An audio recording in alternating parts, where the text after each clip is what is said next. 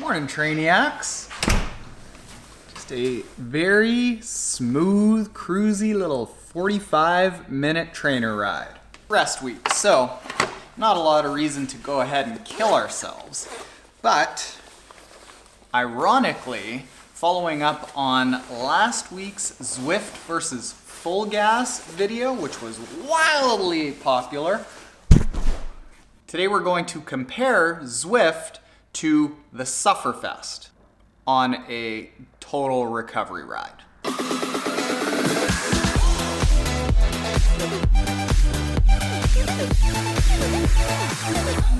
Okay, so I want to give you just the Sufferfest version of what Sufferfest is.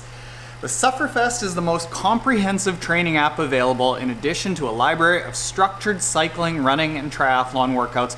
We also have 30 yoga for cyclists videos, a 10-week program to build mental toughness, and a strength training for cyclists program.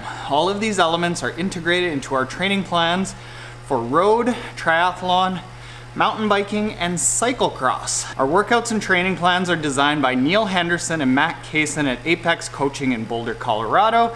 Neil has coached some of the most successful endurance athletes in the world, including Flora Duffy, Cam Dye, Taylor Knibb, Rowan Dennis, the current time trial world champion, and Evelyn Stevens. The Sufferfest is the only training platform that personalizes workouts based on your complete power profile, not just FTP.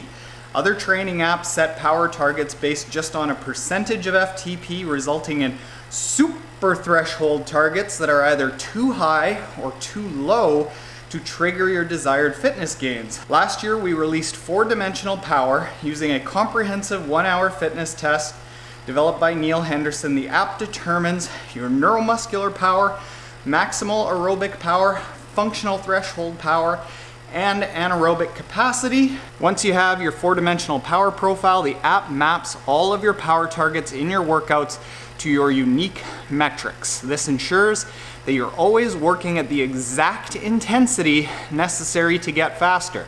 This is especially critical for triathletes since MAP acts as a ceiling on FTP.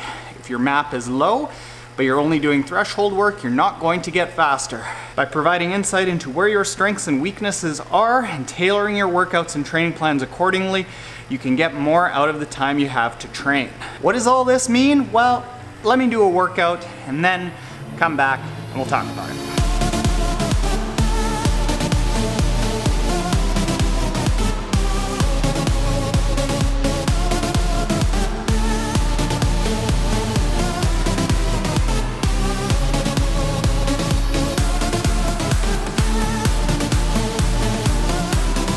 All right, so 45-minute low ride, and I get it. It's not too bad. Let me jot down my thoughts on it. I'll get back to you. There's something. There's a reason it exists. All right, so let's talk about Sufferfest versus Zwift.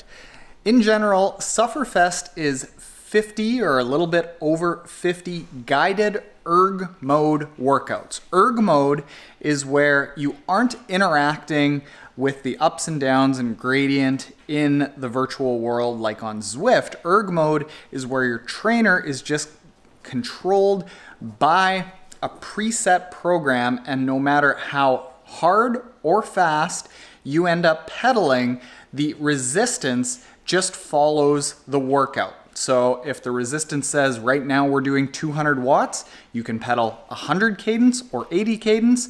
You're going to generate 200 watts because the trainer is going to adjust the resistance to get you to that wattage. Now, the cost of this is $99 a year or $12.99 every single month. So think of it like the Zwift workouts. If you are familiar with the Zwift workouts, that's kind of like what this is. In Sufferfest, which you don't have in Zwift, is you have access to things like a yoga program, a mental toughness program, nutrition guidelines. And the thing about the Sufferfest workouts that's different than Zwift is that the urge to work harder is built into the app.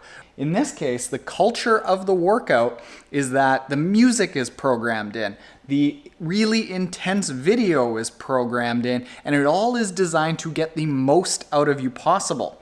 Now, in addition to that, on the note of getting the most out of you possible, Sufferfest also has 4DP training. That was what I talked about earlier and the guy from Sufferfest told me about.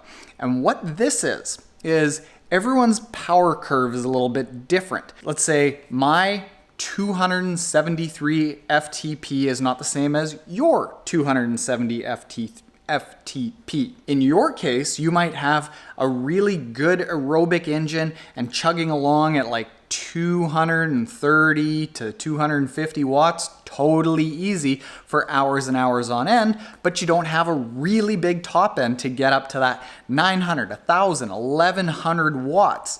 In my case, getting up to that 900 watts is fairly easy-ish. That's a lot easier for me than chugging along at 270 watts. Frankly, FTPs are incredibly hard for me.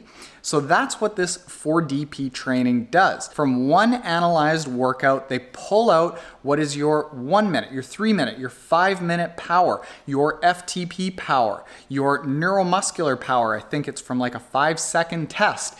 And what they're doing is they're creating a full profile for what kind of rider you are, and then the workouts are customized based off of that. So if it was just an erg mode workout, it probably wouldn't have a reason to exist because Zwift also has the erg mode workout, but in addition to that, it has that massive amount of immersion from the community, from the races, from the conversations that happen while you're in Zwift, from having to shift while you are on Zwift. So Zwift is all of that plus, but it's the interface that this is designed to get the most out of you possible in conjunction with that 4DP training. Add on the yoga program, add in the ability to download a Training Peaks plan. There's a few template Training Peaks plans that you can add in, that the yoga program, the Training Peaks plan, it all appears in your Training Peaks account. And this whole interface is designed just to push you to the absolute max. All you have in the interface is a target for cadence, a heart rate, guidance in the middle, and a power indication for what the target power is and what your power is, which is just going to follow along with the erg mode workout that's on the bottom. And if you start to slow down, it'll recognize that and it'll say, hey, let's go. Or in my case, I would just want to do a 45-minute workout in a 60-minute workout, and it said, no, you can't give up now, keep going. So it is going to be customized for you to get that maximum amount out of you possible. Setting it up is very easy. The first time that you go to do a workout, it'll prompt you to pair any of the devices that you want to pair to, your trainer, your heart rate strap, your cadence meter, your power pedals, whatever it might be. And you also have to go into the back end of it to add in your FTP, your height, your weight, your birth date, all of that. You don't have to do the 4DP workout right away, but if you want to start getting the most out of your training immediately, you do have to do that workout right away. So let's talk about Zwift versus Sufferfest and some of the differences, but also some of the similarities. Like I said, price of Zwift, $18.99, price of Sufferfest, $12.99 a month. In Zwift, you have a very easy ability to upload your own workouts or go and find workouts out on the internet that are often free and upload them to Zwift and complete those. On Sufferfest, you don't. They both have plans that you can go and access and upload into your training. So it might be an Olympic triathlon plan. You can go and get that through their system. Zwift is very, very immersive. Like I said, you have to shift if you aren't in erg mode, but you have the choice of erg mode and that fully immersive mode. In Sufferfest, you don't have that immersion. You don't have that sense of community. The only thing that you've got is erg mode and hurt. Sufferfest has that absolutely maximum customized 4DP training setup, whereas Zwift does not. It's just in relation to all of your FTP numbers. Built into the system on Sufferfest is all those prompts to get the absolute most out of you possible, whereas Zwift Some of the workouts might have it, but it's not with the same design scheme in mind that Sufferfest has to really, really push you and give you an awesome workout. Those prompts combined with the 4DP, I think is the secret sauce of Sufferfest. If you don't like the constant price bumps of Zwift from $12.99 to $14.99 to $18.99, and you just want the $12.99 and the erg mode, and you just want to get a really good workout in, Sufferfest is pretty good for you. It's just as tough, and you're probably going to get a better quality workout that is more exactly what you're looking to do, whereas Zwift is like a very good workout, and you can do that erg mode, but it's not designed to have like the best workout that you possibly can. Now personally, I liked this. However, I really like having to shift on Zwift. Even if I'm doing a structured workout, I find that all of that shifting is much more realistic than erg mode. While I'm not necessarily getting the absolute most out of that workout, I do think that it's probably a more realistic workout to some actual races, because in races we do have to shift unexpectedly. It's not just putting out a certain wattage for bam 5 minutes and a certain wattage for bam 3 minutes. So I like having to mentally think about that, and I think that mental kind of switch up of having to shift is what's so mentally engaging about it and makes the workouts go by really quickly. But if that's not your jam, that's not your jam.